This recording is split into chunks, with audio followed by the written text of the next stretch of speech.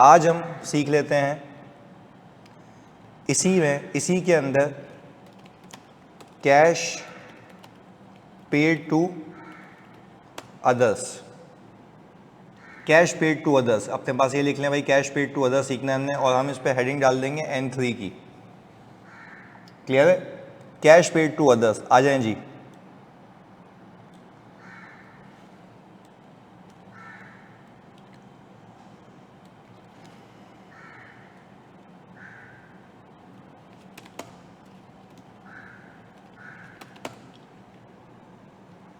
Cash paid to others. अच्छा, अब ये कैश पेड टू अदर्स क्या है, ज़रा इसको सीखते हैं। बहुत कॉन्सेप्चुअली आपने सीखना होगा ताकि हम इसको फिर आगे अप्लाई करें, और फिर मैं इसी को लिंक करूंगा आपके इनडायरेक्ट मेथड के साथ। बहुत फोकस होकर देखिएगा। मैंने कहा आपका लेट से अदर पेबल आ रहा है, अदर पेबल स्लैश अक्रूवल्स। अच्छा, मैंने कहा ये 2022, ये 2023। अच्छा, अदर पेबल एंड अक्रूवल का मतलब ये है कि ये ट्रेड पेबल से हट कर। एग्जाम्पल देता हूँ एक एक करके। क्या ऐसा हो सकता है, आप लोग मुझे बताइएगा, क्या ऐसा हो सकता है कि भाई अगर कंपनी ने अदर पेबल रखा हुआ हो तो it can be salary payable. ऐसा है, it can be salary payable. चलें और चीज़ें देखते हैं। It can be electricity bill payable. हाँ भाई, ऐसा हो सकता है। तो मतलब मैं कह रहा हूँ कि भाई ये भी तो ऑपरेशंस का ही पार्ट है ना, बट ये उसमें ट्रेड पेबल में इसलिए नहीं आते हैं क्योंकि वहाँ पे सिर्फ परचेजेस से रिलेटेड पेबल आता है। यानी भाई अगर हम सिंपल एक बात समझें कि इससे पहले जब मैं आप लोगों से बात कर रहा था तो मैं ये कह रहा था कि भाई आपके पेबल के अकाउंट में, ट्रेड पेबल के अकाउंट में सिर्फ परचेजेस से रिलेटेड पेबल आता है। तो उसके अलावा जो भी मेरे पेबल्स हैं वो कौन से पेबल कहलाते हैं? Other payable. पर मेरा आपसे सवाल ये, क्या वो अदर पेबल भी ऑपरेशंस का पार्ट है? जल्दी बताओ, क्या वो अदर पेबल भी ऑपरेशंस का पार्ट है? Yes sir. पर वो क्या ट्रेड पेबल के अकाउंट से पर्टेन करते हैं या अदर देन ट्रेड पेबल? जल्दी बताओ।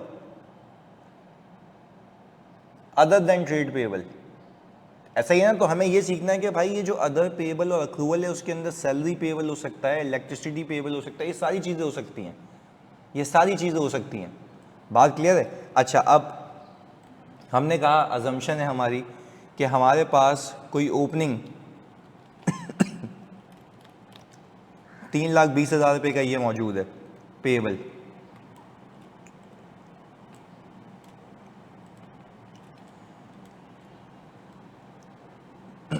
और मैं अगर क्लोजिंग देखूं तो मैंने कहा कि भाई मेरे पास ये कुल मिला के 3,85,000 का मौजूद है। अच्छा, अब अगर if I look at the P&L, profit and loss, तो मुझे वहाँ पे ऑपरेटिंग एक्सपेंसेस दिख सकते हैं। और वो कहेगा कि भाई आपके जो ऑपरेटिंग एक्सपेंसेस हैं वो आपके आ रहे हैं कोई 340 के। कितने के आ रहे हैं भाई? 340 के। ये मैंने बता दिया, ये ऑपरेटिंग एक्सपेंसेस हैं, ये ऑपरेटिंग एक्सपेंसेस है। अच्छा, P&L तो कुछ आपका ये बनता है ना, सेल्स, COGS, ये जो भी सेल्स है आपकी, सही जी, ये जो भी सेल्स है आपकी, ये जो भी COGS है आपकी, इसमें से माइनस होने के बाद आपका ये प्रॉफिट आता है। और उसके बाद ये कौन से एक्सपेंसेस माइनस होते हैं? जल्दी बताओ। उसके बाद ये वाले एक्सपेंसेस माइनस होते हैं ना, ऑपरेटिंग एक्सपेंसेस। तो कहने का मकसद ये है कि ये ऑपरेटिंग एक्सपेंसेस आपके P&L में से माइनस हुए होंगे। ऐसा है? अच्छा, अब मैं आपसे एक बात पूछूं, मुझे निकालना है कि भाई मैंने ऑपरेशंस में बकाया कितने लोगों को क्या पे किया। मेरी बात पे फोकस होकर सुनना।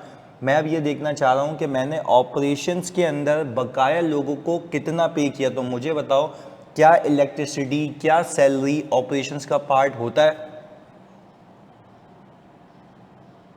क्या इलेक्ट्रिसिटी, क्या सैलरी ऑपरेशंस का पार्ट होता है? यस सर, बिल्कुल होता है। तो अगर इलेक्ट्रिसिटी और मेरा जो सैलरी पेबल है वो ऑपरेशंस का पार्ट होता है तो मुझे उसकी पेमेंट भी तो ऑपरेशंस में दिखानी चाहिए ना, ऐसा है? अच्छा, अब इस पर थोड़ा सा और कॉम्प्लेक्स करता हूं तुम लोगों के लिए। अब आपको एग्जामिनर कहेगा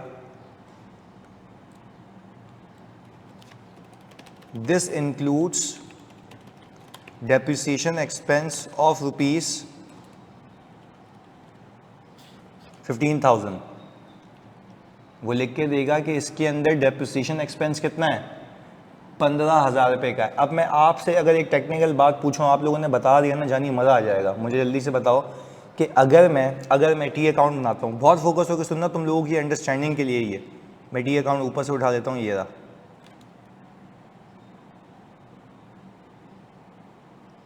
ये आ रहा है यहाँ से, ये उठा देते हैं।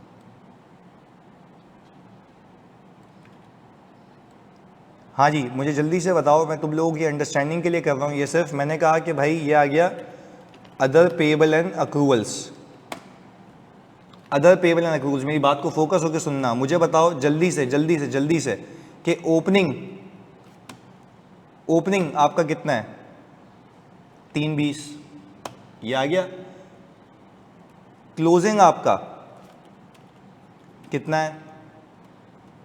385। अब अपने आप से एक सवाल पूछ के बताओ बहुत ही सुकून और तामुल से, ताकि गलती नहीं करो एग्जाम में। आपको क्या लगता है ये पेबल, 3,20,000 का पेबल किस किस के रिलेटेड है? किस किस के रिलेटेड है, जल्दी बताओ। ये मैंने जिसको अभी वापस से पकड़ाई है, सैलरी एंड इलेक्ट्रिसिटी। भाई बाकी बच्चे भी एग्री करते हो, सैलरी एंड इलेक्ट्रिसिटी, ऐसा है?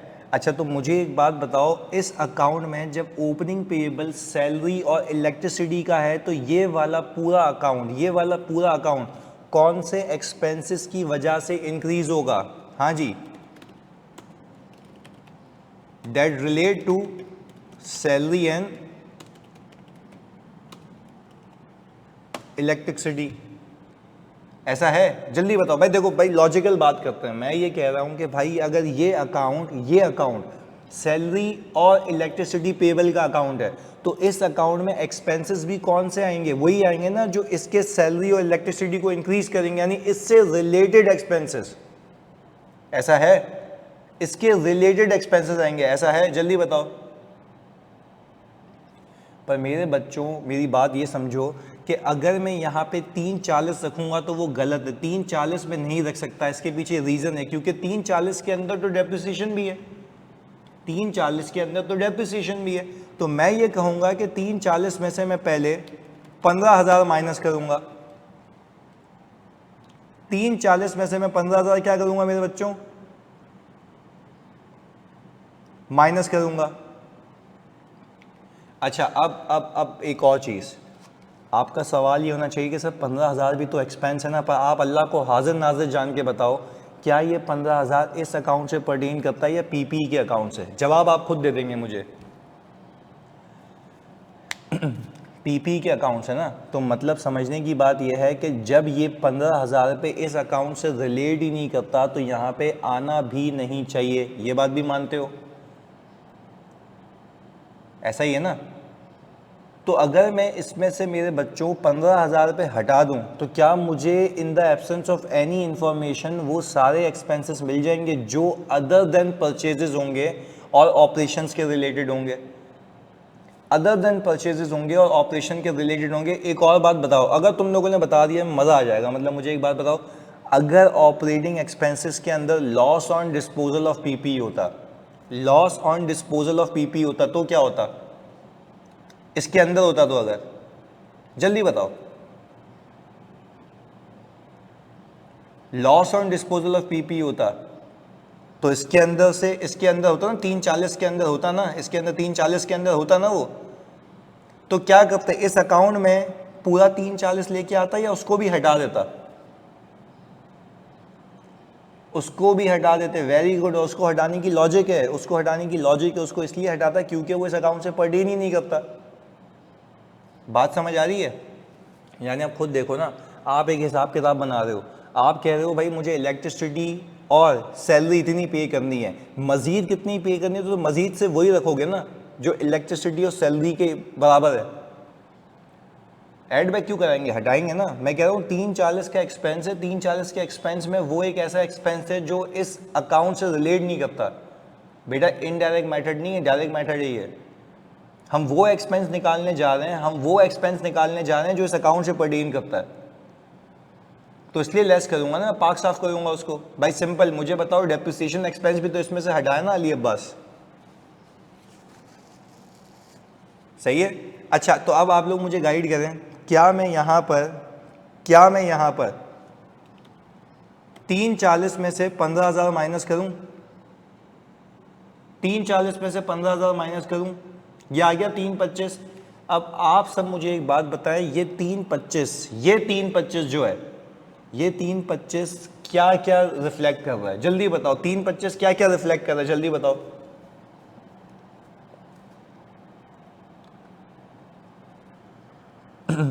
हाँ मेरे बच्चों,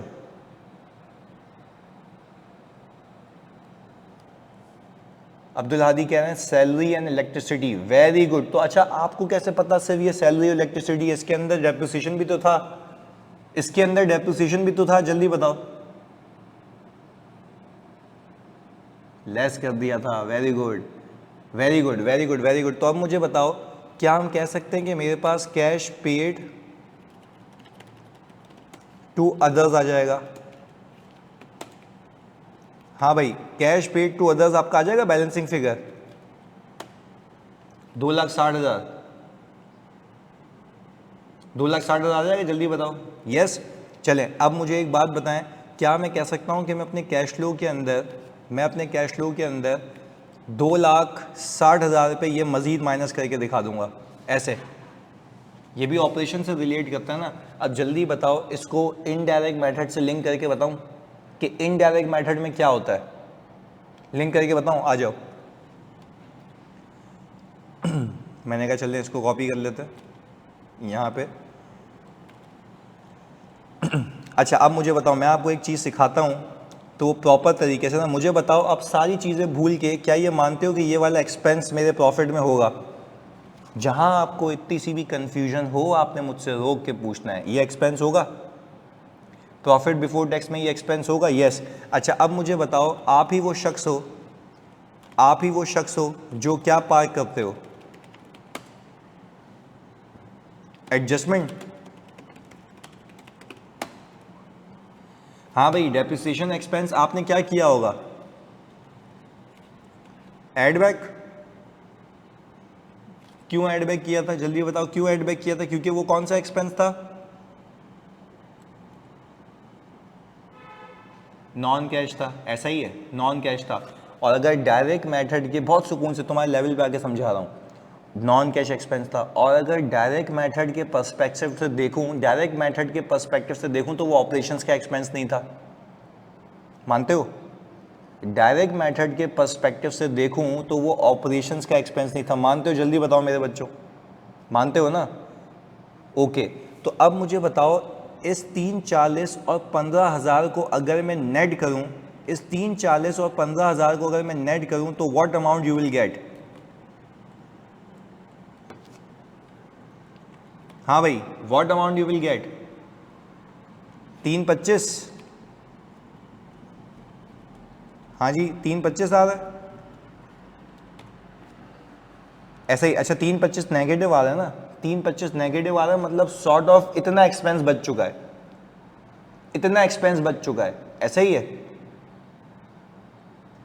अच्छा अब मुझे बताओ, पर अब मैं अगर बैलेंस शीट देखूं तो बैलेंस शीट में आपका पेएबल इंक्रीज हो रहा है, यस और नो? बैलेंस शीट में आपका पेएबल इंक्रीज हो रहा है। तो अब आप कहेंगे कि मेरे बैलेंस शीट के पेएबल को अगर मैं देखूं, ऑब्जर्व करूं, तो मुझे ये लग रहा है कि इस साल मैंने कुछ एक्सपेंस किया है बट उसकी पेमेंट नहीं की, इस साल मैंने कुछ एक्सपेंस किया है बट उसकी पेमेंट नहीं की। तो जब उसकी पेमेंट नहीं की तो क्या करूं मेरे बच्चों, उसको जल्दी बताओ क्या करूं मैं? उसको ऐड बैक कर दूं? तो मैंने कहा कि भाई सही है सर, मैं यहाँ पर इंक्रीज इन अदर पेएबल। आप खुद कह रहे हैं कि ऐड बैक कर दें सर, क्योंकि आप लोगों ने सीखा हुआ है। मैंने ये ऐड बैक कर दिया, ये कितना आ गया, 260 आ गया, 260 आ गया। और आपने जो कैश पेड टू सप्लायर निकाला था या अदर्स निकाला था, वो भी कितना आ रहा है, 260। तो यहाँ पे बेसिकली ये इनडायरेक्टली कन्वर्ट हो रहा होता है। यानी पहले इसने क्या किया पता है, 340 का आपका पूरा एक्सपेंस था, उसमें ये एक्सपेंस एडजस्ट हो गया क्योंकि नॉन कैश है, फिर आपके पास वो एक्सपेंसेस बच गए जो ऑपरेशंस वाले, फिर उसमें से आपने देखा इतने पे नहीं किए तो इतने पे हो गए। ऐसा है भाई। और हमने यहाँ पे लिख दिया भाई कैश पेड टू अदर्स।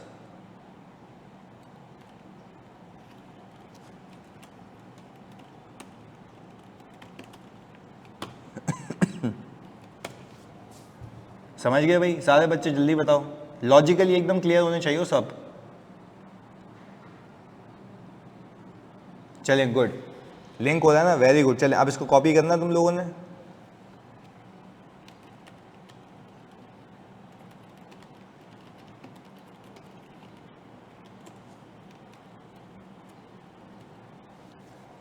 हाँ जी, अब एक चीज़ देख ले अपने पास, ये भी मैंने एक नई चीज़ डाल दी यहाँ पे। मैंने क्या लिखा हुआ है, what if prepayments are also included. मेरी बात को फोकस करना, मैंने क्या लिखा है, what if prepayments are also included.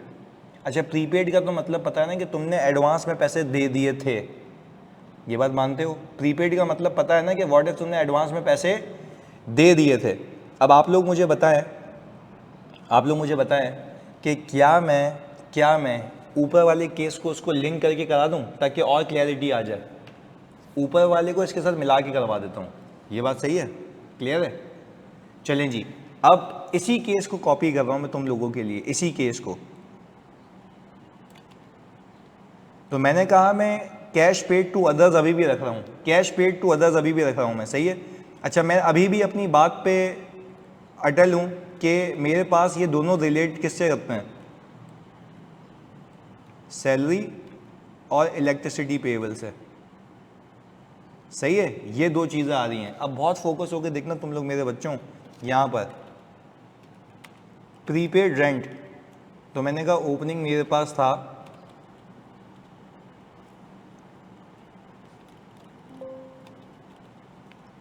तुम कह लो कि 45,000 और क्लोजिंग मेरे पास है कोई 5,000।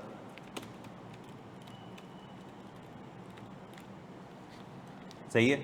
अच्छा, अब पहले तो डिटेलिंग, आपकी बेसिक अंडरस्टैंडिंग, मुझे बताओ प्री पेमेंट कम हो रहे हैं तो इसका मतलब ये है कि मैंने पिछले साल एडवांस रेंट पे किया था, आज वो एक्सपेंस में कन्वर्ट हो रहा है। इस बात को मानते हो, जल्दी बताओ। मैंने पिछले साल एडवांस रेंट पे किया था, आज वो एक्सपेंस में कन्वर्ट हो रहा है, ऐसा है। अच्छा, तो अगर मैं सिर्फ आप लोगों की याद दहानी के लिए सिर्फ ये करूं, अभी सिर्फ समझने के लिए,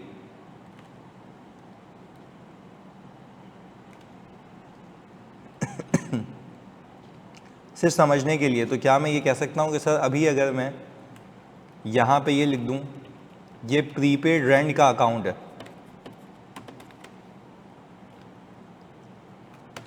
सही है। तो मुझे बताओ ओपनिंग प्रीपेड रेंट के अकाउंट में 45 होगा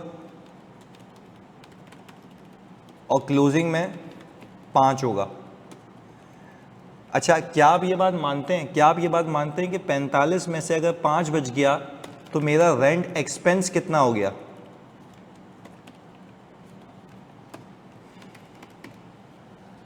40 का हो गया ना। अच्छा इस 40 की एंट्री क्या बनी होगी इस साल, बच्चों, रेंट एक्सपेंस डेबिट और प्रीपेड रेंट क्रेडिट, यही है। आपके सामने है, क्या कोई ये कैश आउटफ्लो है? No sir. अगर इनडायरेक्ट मेथड होता तो आप इनडायरेक्ट मेथड में इसको ऐड बैक किया करते थे, याद आ रहा है? इनडायरेक्ट मेथड में आप इसको ऐड बैक किया करते थे, याद आ रहा है? जल्दी बताओ। नॉन कैश हुआ करता था, नॉन कैश हुआ करता था, ऐसा ही इनडायरेक्ट मेथड की बात हो रही थी ये। चलें अब हम आ गए इस पे डायरेक्ट मेथड पे। डायरेक्ट मेथड पे हम ज़रा यहाँ आ गए और मैं ये पूरी चौरंगी वापस उठा ली। अच्छा अब मैं आपसे फोकस होके पूछता हूँ, अब मैं आपसे फोकस होके पूछता हूँ, क्या मेरे बच्चों मेरी बात मानते हो कि अब 340 के अंदर, अब 340 के अंदर, अब 340 के अंदर एक तो डेप्रिसिएशन भी है और दूसरा ये रेंट एक्सपेंस भी होगा, दूसरा ये रेंट एक्सपेंस भी होगा भाई, क्योंकि आपके तो ऑपरेटिंग एक्सपेंसेस है ना मेरे बच्चों, आपके तो ऑपरेटिंग एक्सपेंसेस हैं, आपके तो ऑपरेटिंग एक्सपेंसेस हैं, तो ऑपरेटिंग एक्सपेंसेस के अंदर रेंट एक्सपेंस भी तो होगा, ऐसा है। पर कहने का मकसद ये है, अब मैं बहुत सुकून से तामुल से तुम्हारी बात पे आ रहा हूँ, कहने का मकसद ये है कि ये मेरे बच्चों जो मेरा रेंट एक्सपेंस है, क्या वो अक्रूवल पे चल रहा है या वो प्री पेमेंट पे चल रहा है? हाँ जी, प्री पेमेंट पे चल रहा है। तो आप मुझे एक बात बताओ, जो वो रेंट एक्सपेंस है क्या वो इस अकाउंट से पर्टेन करता है या प्री पेमेंट के अकाउंट से पर्टेन करता है? जल्दी बताओ।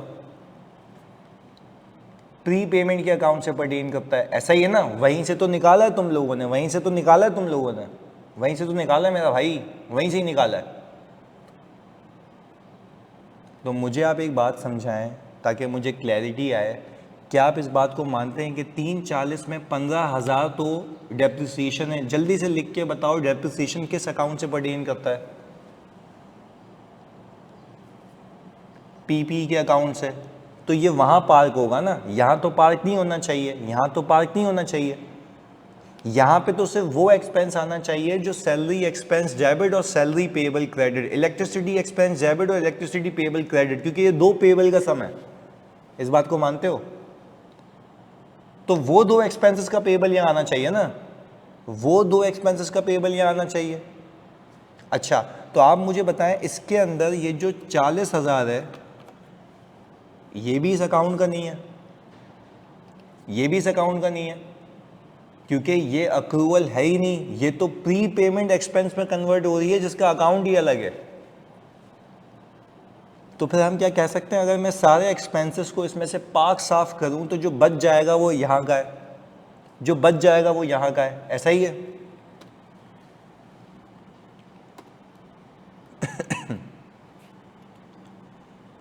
अच्छा तो हमने कहा 340 माइनस 15 और माइनस 40, अब देखो कितना आ गया, 220, क्योंकि कहने का मतलब यह है कि वो जो 40,000 रुपये का एक्सपेंस था वो तो इस अकाउंट को था ही नहीं ना, वो तो ऑलरेडी प्रीपेड है, उसका हिसाब किताब अलग चल रहा है, और जो सैलरी और अदर पेबल है उसका हिसाब किताब अलग चल रहा है। यानी हम सेफली ये कह सकते हैं कि 40,000 की पेमेंट इस साल हुई नहीं है, वो तो सिर्फ एक्सपेंस है इस साल का। ये बात मानते हो?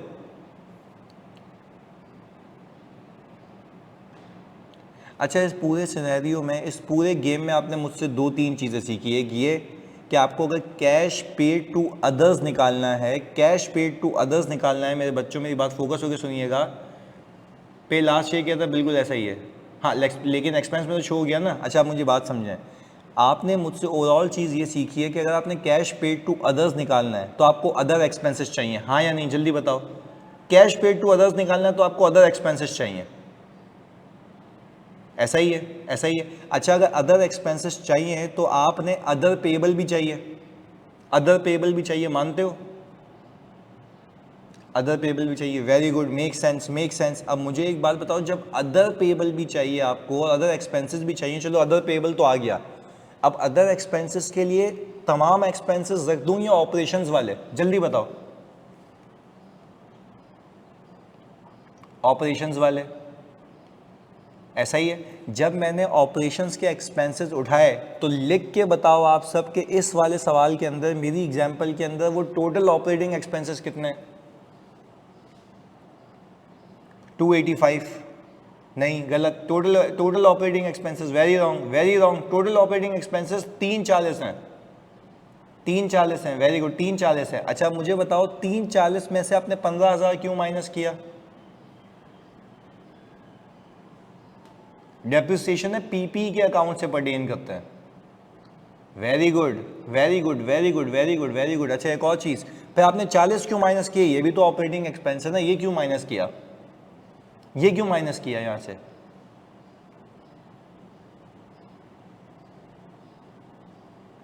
वेरी गुड सर, ये तो प्री पेमेंट के अकाउंट से आया ना, यानी आप तो ये कर रहे हैं कि सर आप अगर पूरी अकाउंटिंग को रिकॉल करें तो यहाँ पे तो सिर्फ वो वाले एक्सपेंसेस आए होंगे जो अक्रूवल्स हैं, मानते हो?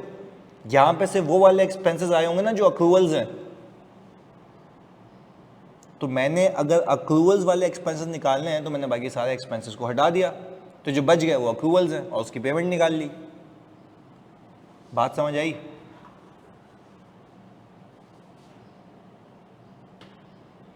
तो यह आ गया आपके पास कैश पेड टू अदर्स, इस तरीके से। अच्छा जी, ये भी बात क्लियर है मेरे बच्चों?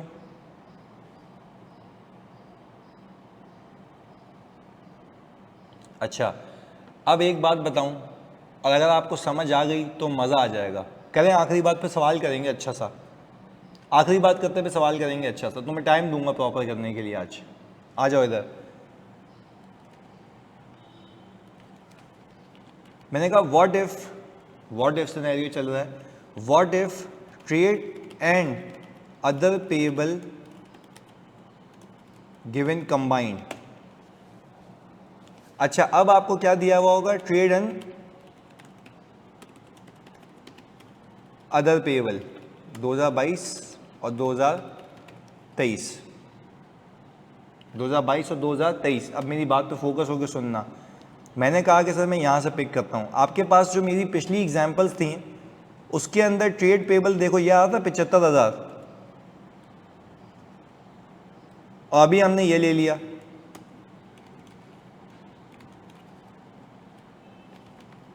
ये 405 आ गया इन दोनों का सम, सही है। अच्छा प्लीज रुकिएगा, अभी मैंने कहा सर इन्वेंट्री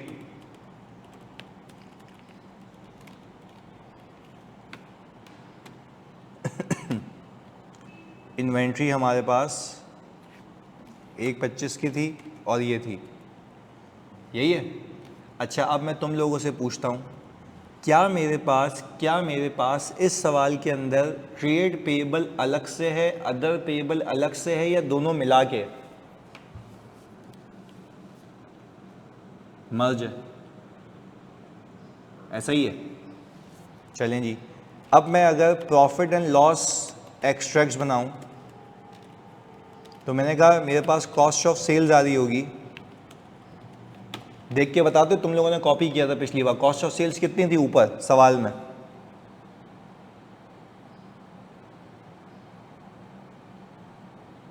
हाँ भाई, COGS हमने कहा 240,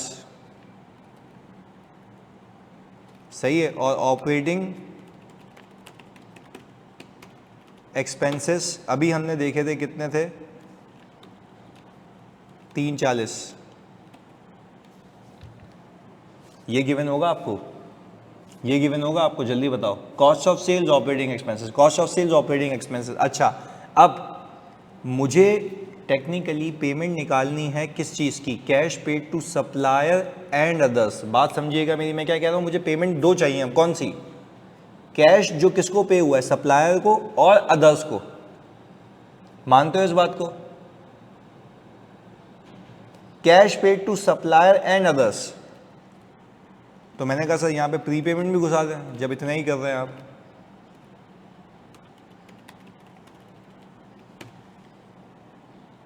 वो ये रहा,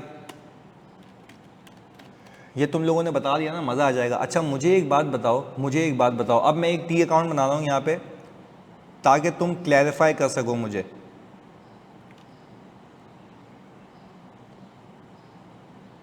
अच्छा अब मेरे बच्चों मुझे बताओ कि मेरे पास जो ये अकाउंट है ट्रेड पेएबल एंड अदर्स है, ट्रेड पेएबल एंड अदर्स है, जल्दी बताओ। तो यहाँ पे ओपनिंग जो आ रहा है, यहाँ पे ओपनिंग जो आ रहा है मेरे पास ये, तो आप मुझे ज़रा गाइड करें, ये जो ओपनिंग है मेरा, ये कितनी चीज़ों से रिलेट करता है? सही बताना, बिल्कुल सही बताना।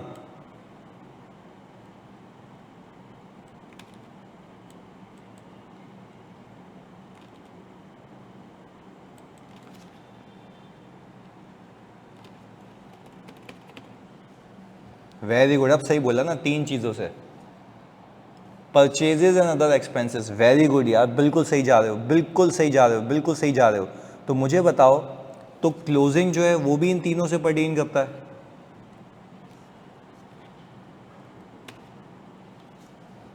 क्लोजिंग भी तीनों से पर्टेन करता है, ऐसा है? जल्दी बताओ, ऐसा है? तो आपको नहीं लगता, आपको नहीं लगता मेरे बच्चों के, अगर ये अकाउंट में 3 चीज़ें हैं तो यहाँ पे ये ओपनिंग भी इन्हीं की वजह से इंक्रीज होगा। लेट से परचेजेस की वजह से और ऑपरेटिंग एक्सपेंस की वजह से। मानते हो? मानते हो? अच्छा, अगर मुझे परचेजेस निकालनी है तो मैं कौन सा अकाउंट यूज करूं? वेरी गुड यार, वेरी गुड।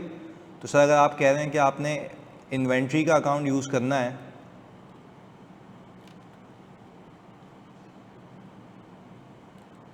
कर लेते हैं भाई। अच्छा, इन्वेंट्री के अकाउंट का ओपनिंग ये रहा, क्लोजिंग ये रहा, ये कहाँ से आ गई? पीएनएल से। ये आपकी परचेजेस आ गई। मुझे बताओ 565,000 की परचेजेस मैंने यहाँ डाल दी, क्या काफ़ी है ये? या ये अकाउंट और भी चीज़ों का है? हाँ जी, ये अकाउंट और भी चीज़ों का है, और भी चीज़ों का। अच्छा, फिर क्या डालूँ यहाँ पे? Operating expenses. ऑपरेटिंग एक्सपेंसेस डालूँ, जल्दी बताओ।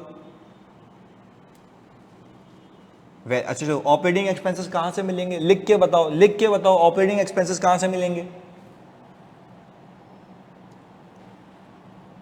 ऑपरेटिंग एक्सपेंसेस कहाँ से मिलेंगे, जल्दी बताओ। पीएनएल से। पीएनएल में गया तो 340 आ रहा है, क्या 340 यहाँ रख दूँ? 340 यहाँ रख दूँ? नहीं, इसमें से क्या माइनस करूँ? Very good, depreciation. Pre payment वाला एक्सपेंस माइनस करूं जो इससे रिलेट नहीं करता। Very good. तो प्री पेमेंट कितनी थी? 40,000।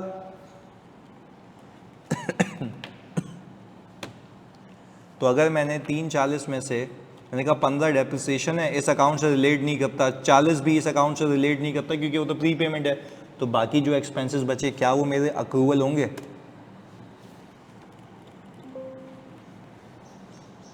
अच्छा, अब मैं अगर यहाँ पे पेमेंट निकालूंगा तो मुझे बताओ वो सप्लायर की पेमेंट आएगी या सप्लायर एंड अदर्स की पेमेंट आएगी?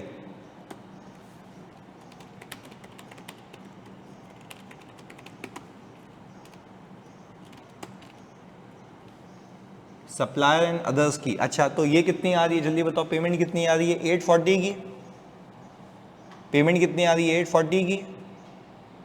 अच्छा, अब अगर मैं ऊपर जाऊं तो यहाँ पे इन दोनों को सम करो जो मैंने तुम्हें स्क्रीन पे दिखाया हुआ है, 620 और 260। हाँ जी, 620 और 260, इसको कितना आता है? कितना आता है इन दोनों का सम? 840।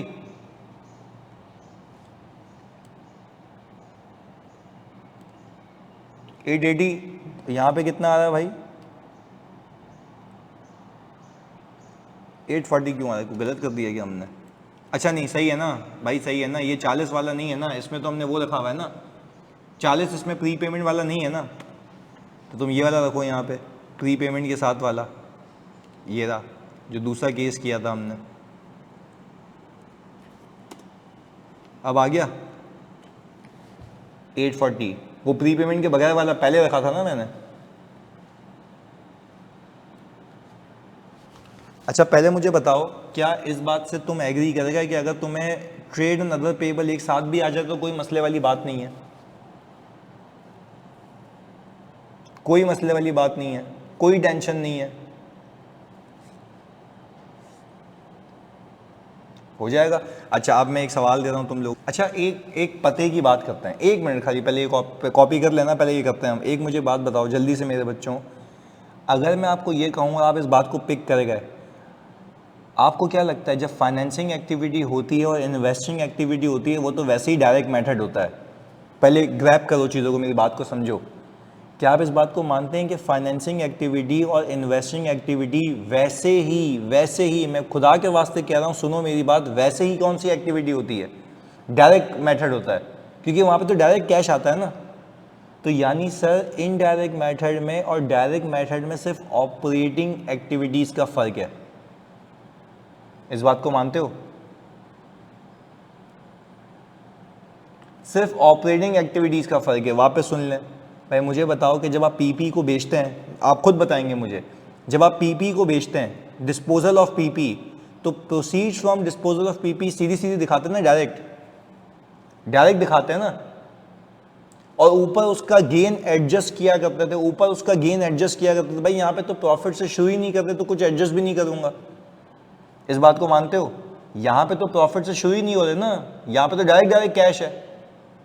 तो यानी इन्वेस्टिंग और फाइनेंसिंग पे कोई फर्क नहीं आएगा, इस बात को समझ पा रहे हो आप लोग?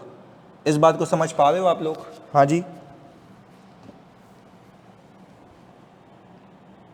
इस बात को समझ पा रहे हो कि इन्वेस्टिंग और फाइनेंसिंग पे कोई फर्क नहीं आएगा। चलें अब आ जाएं जी, अब एक सवाल देता हूं तुम्हें। हाँ जी विजिबल है, अब बता दो।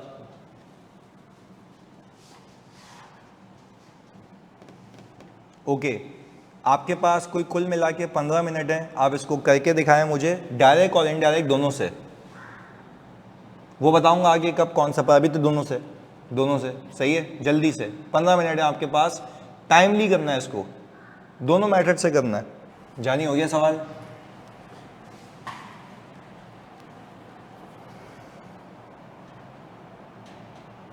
जल्दी बताओ।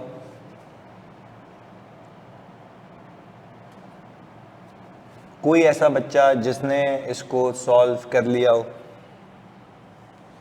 डन जैनब, टैली हो गया?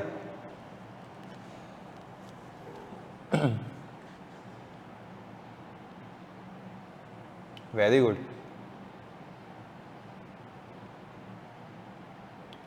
अच्छा सबसे पहले हम अगर इसको डायरेक्ट मेथड से करें तो मेरे बच्चों मुझे बताओ, मुझे क्या निकालना है? Cash received from customers. अच्छा कैश रिसीव फ्रॉम कस्टमर में हम ज़रा ये हिसाब किताब देख लेते हैं।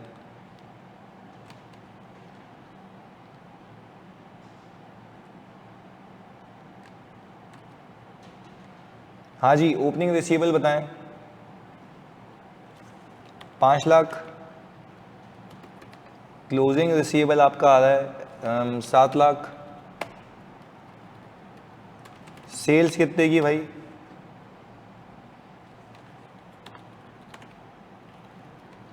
जैनब यही आ रहा है, cash receive from customer 1.5 million.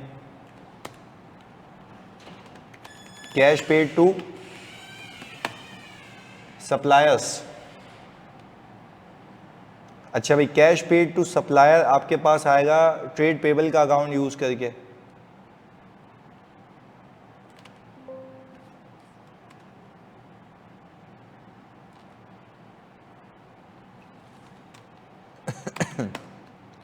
अच्छा भाई, ओपनिंग इन्वेंट्री आपका कितना है? ओपनिंग इन्वेंट्री बच्चों आपका आ रहा है 650।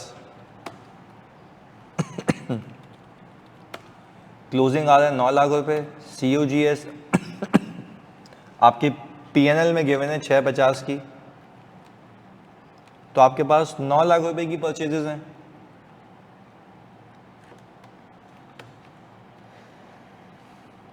वो ये आ गई। अच्छा जी, तो हमने कहा कि भाई cash paid to suppliers, opening plus ये माइनस ये, तो अगर ओपनिंग पेबल में देखूं तो ओपनिंग पेबल मेरे पास आ रहा है 3 लाख और क्लोजिंग आ रहा है 2 लाख। जनाब 1 मिलियन की अमाउंट है कैश पेड टू सप्लायर में। Very good. अब आप क्या निकाल लेंगे, कैश पेड टू अदर्स। अच्छा, कैश पेड टू अदर्स में what you need to do, आपने फिर ये अदर पेबल का अकाउंट बनाना है। आप सिंपल एक काम करें, आप अदर पेबल पे आ जाएं 2.5 लाख और ये आ जाएगा 1.25।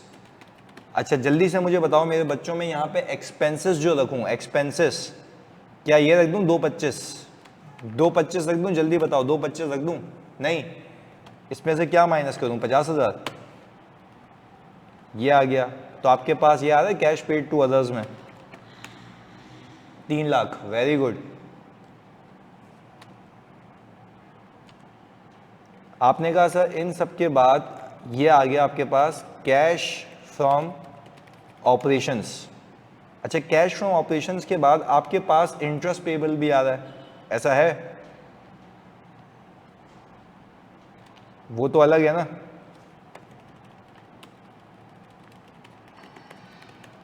चलें जी, इंटरेस्ट पेबल का ओपनिंग आपके पास कितना है भाई? 175। 175 ही है? नहीं, इंटरेस्ट पेबल है 95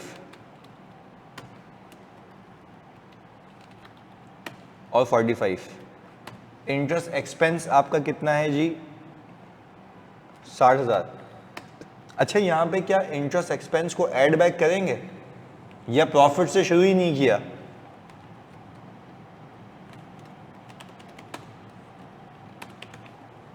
हाँ भाई, इंटरेस्ट एक्सपेंस को प्रॉफिट से शुरू ही नहीं किया तो हमें कुछ ऐड बैक करने की नीड ही नहीं है, क्योंकि यहाँ पे तो डायरेक्ट है ना, डायरेक्ट है 1.10।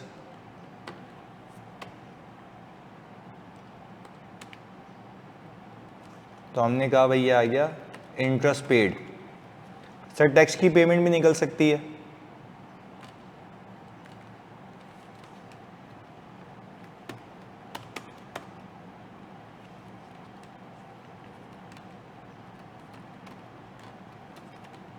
ये आ गया टैक्स पेबल। अच्छा, टैक्स पेबल का ओपनिंग आप लोग कह रहे हैं बच्चों के आ रहा है हमारे पास 1.75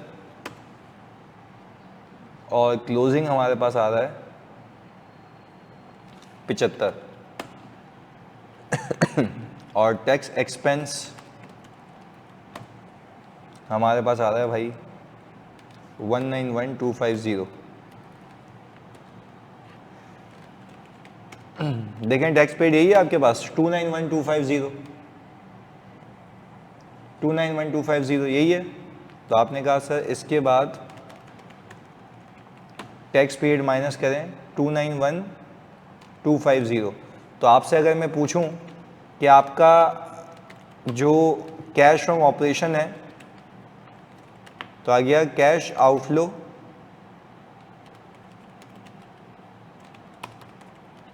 इन ऑपरेशंस, ऐसा ही है। इसके अंदर आप ओपनिंग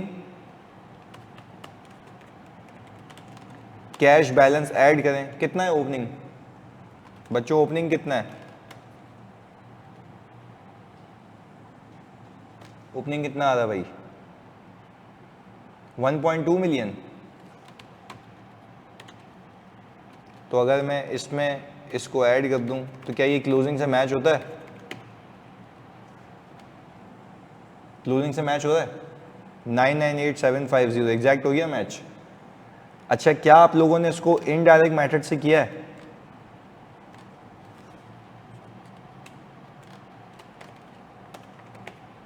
कर लिया, वाह भाई। अच्छा, शुरू कहां से करूं? प्रॉफिट बिफोर टैक्स 573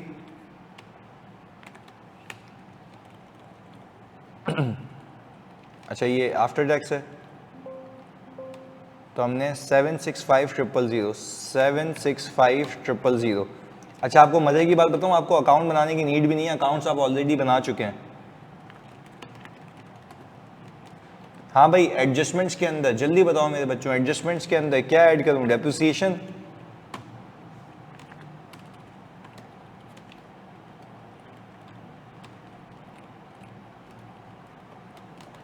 हाँ भाई, इंटरेस्ट एक्सपेंस भी ऐड करूं?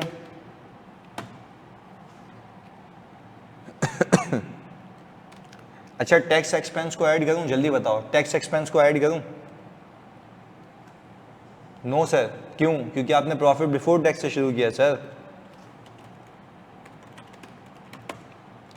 हाँ भाई, वर्किंग कैपिटल चेंजेस, आपका इंक्रीज इन रिसीवेबल है। कितना इंक्रीज आ रहा है बच्चों?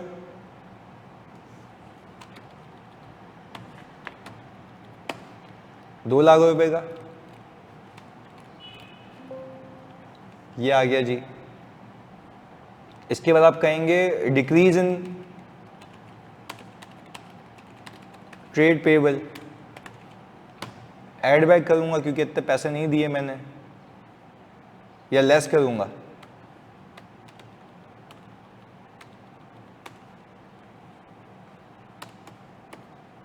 लेस करेंगे सर, क्योंकि मज़ीद पैसे दिए और हमारे पास अदर पेबल भी आ रहा है, तो हमने कहा सर अदर पेबल भी डिक्रीज हो रहा है।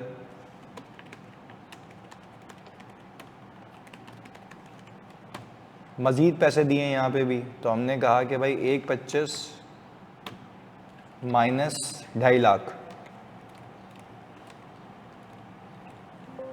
अच्छा, इन सबको देखूं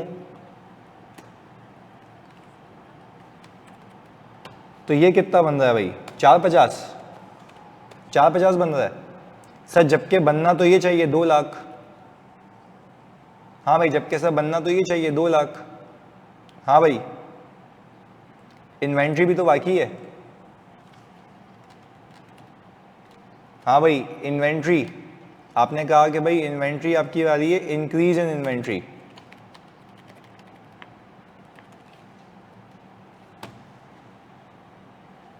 तो आपने कहा 650 में से आप 9 लाख रुपए माइनस करें,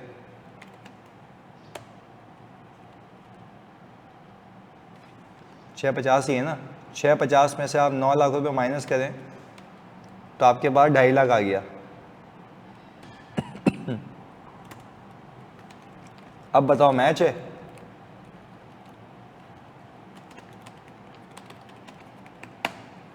कैश फ्रॉम ऑपरेशंस पे सर ये तो दोनों सेम ही आएंगे ना, इंटरेस्ट पेड और टैक्स पेड, इसमें तो कोई फ़र्क ही नहीं है। तो अगर मैं ये कहूँ कि मैं यहाँ पे इसका सम करूँ तो ये मैच हो गया।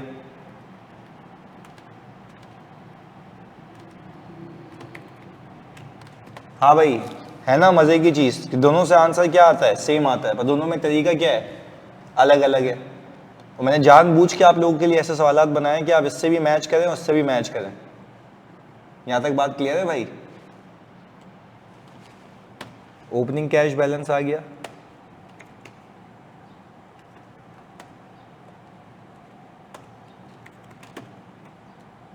ये क्लोजिंग आ गया।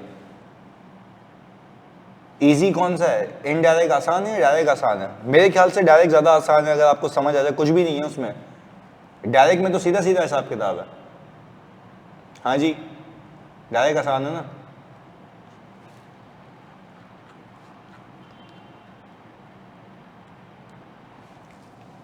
डायरेक्ट आसान है, वेरी गुड। हाँ, अभी अभी ये भी आसान हो जाएगा ना, और आसान हो जाएगा डायरेक्ट में, लेस टाइम में, बिल्कुल। चलें अब एक चीज़ देखते हैं, इधर आ जाओ, एक चीज़ देखते हैं पास पेपर की। करना है पास पेपर? देख लें, ओके। अच्छा, खाली एक चीज़ देख लो, आपको in balance sheet you might see contract liability. बहुत फोकस होकर देखना बच्चों, तुम लोगों के लिए समझा रहा हूँ। इन बैलेंस शीट आपको मे भी दिख सकती है क्या? Contract liability. अच्छा, IFRS 15 आपके कोर्स का पार्ट नहीं है क्योंकि वो FAR 2 और FFR में है। तो IFRS 15 ये कहता है कि when you receive advance from customer that will be classified as a contract liability. देखो, मैंने एक चीज़ यहाँ पे लिखी है, अगर आप कभी एडवांस लेते हैं तो वो किस नाम से आता है? कॉन्ट्रैक्ट लायबिलिटी के नाम से आता है। सही है? अब बात समझिएगा, बात समझिएगा भाई। कस्टमर ने आपको पैसे दिए और एडवांस पैसे दिए, तो मेरे बच्चों आप मुझे बताओ क्या एंट्री बनाओगे, कैश डेबिट और कॉन्ट्रैक्ट लायबिलिटी क्रेडिट। अब लेट से मैं कह रहा हूं 3 लाख, 3 लाख, और ये बैलेंस शीट में आपको ऐसे दिखेगी, कॉन्ट्रैक्ट लायबिलिटी 2022 और 2023, ओपनिंग लेट से 0 आ रहा होगा और क्लोजिंग में आ रहा होगा 3 लाख रुपए। आपको देख के समझ आना चाहिए क्या ये पैसा भी कस्टमर की तरफ से आया है, यस और नो?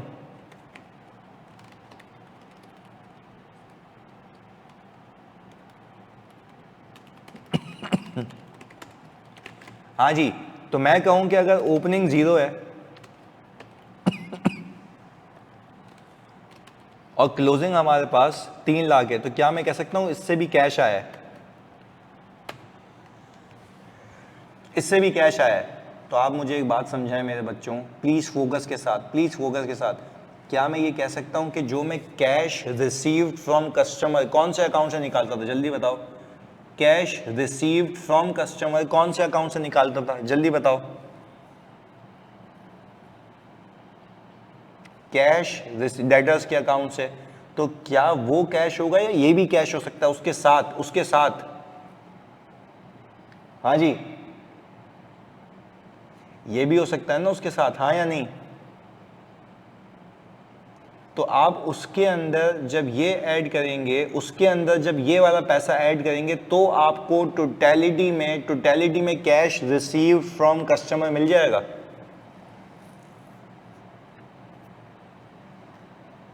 ऐसा है? तो यानी अगर आपको कॉन्ट्रैक्ट लायबिलिटी, भाई लेट से आपने कहा कि भाई जैसे यहाँ पे आपने कैश रिसीव फ्रॉम कस्टमर कितना निकाला था, देखो लिख के बताओ, आपने कैश रिसीव फ्रॉम कस्टमर कितना निकाला था? 1.5 मिलियन। ये तो क्रेडिट कस्टमर से है ना, ये तो क्रेडिट कस्टमर से। क्या ऐसा हो सकता है कि आपको कोई एडवांस देके चला जाए, आपको कोई एडवांस देके चला जाए? तो जो आपको एडवांस देके जाएगा, क्या वो आपकी इनकम है या लायबिलिटी है, कॉन्ट्रेक्चुअल लायबिलिटी है? कॉन्ट्रेक्चुअल लायबिलिटी है ना, पर है तो कस्टमर से ही, है तो कस्टमर से ही ना। तो मैंने भी तो यही किया कि आपको अगर सवाल में ओपनिंग और क्लोजिंग ऐसे कॉन्ट्रैक्ट लायबिलिटी मिले, तो मतलब आपको कस्टमर पैसा देकर गया है। बात समझ आ रही है? तो कस्टमर आपको पैसा देके गया, तो जब कस्टमर आपको पैसा देके गया, तो वो भी पैसा है, ये भी पैसा है, दोनों कस्टमर से पैसा है, तो कैश रिसीव फ्रॉम कस्टमर दोनों का सम होगा ना। मिला के दिखाएंगे बिल्कुल। यानी उस कैश के अंदर आप ये 3 लाख रुपए ऐड कर लेंगे। चलो अब मैं कहूँ, अगर मेरी कॉन्ट्रैक्ट लायबिलिटी ओपनिंग 1 लाख होती, मेरी कॉन्ट्रैक्ट लायबिलिटी ओपनिंग 1 लाख होती, तो इस साल कितना कैश आया होता एडवांस में?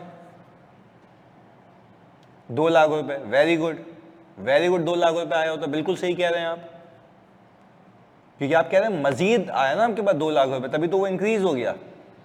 तो आप फिर cash receive from credit customer के अंदर ये 2 लाख रुपए ऐड कर देते। यहां तक बात की क्लैरिटी है?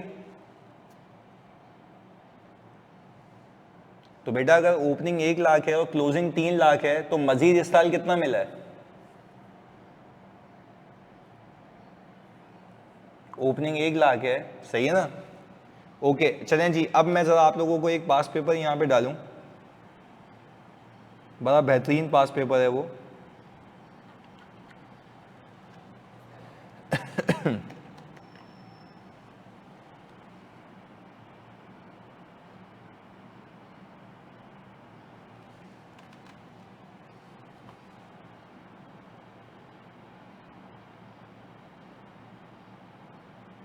चलें जी, हम एक सवाल करते हैं, ये वाला हमारे पास उसमें आ रहा था ना, कॉन्ट्रैक्ट लायबिलिटी, ये रहा बिल्कुल। इसके नंबर देखो स्क्रीन पे आ रहा है तुम लोगों के पास?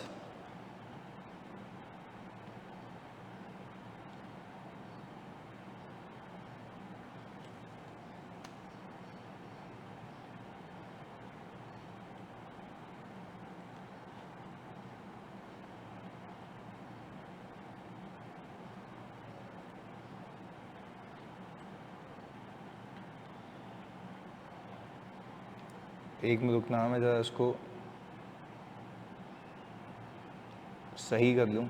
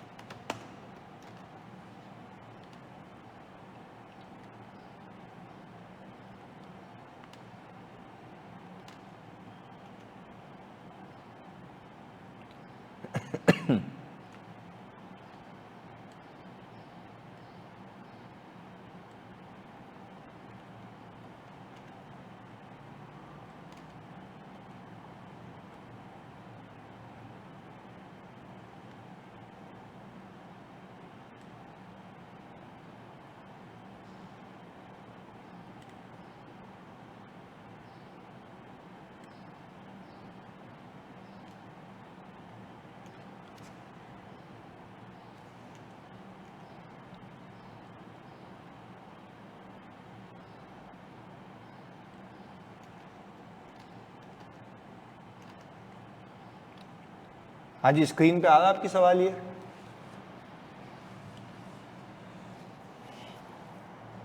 अच्छा, अब खाली इसके मार्क्स देख लो कितने नंबर है, जल्दी बताओ।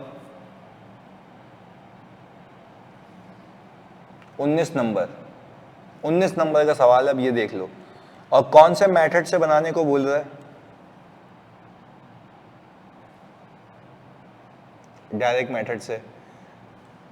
तो बेसिकली अगली क्लास के लिए आपका ये हो चुका है होमवर्क। ये बात क्लियर है?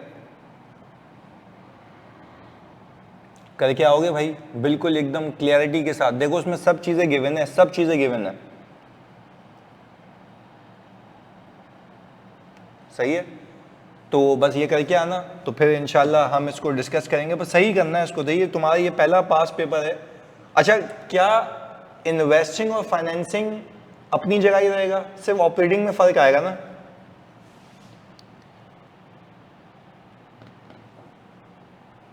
यस। अच्छा, इसमें एक चीज देख लो बिफोर यू गो। यहां पे जो ऑपरेटिंग एक्सपेंसेस है ना, वो दो चीजों का सम होगा, डिस्ट्रीब्यूशन और एडमिन।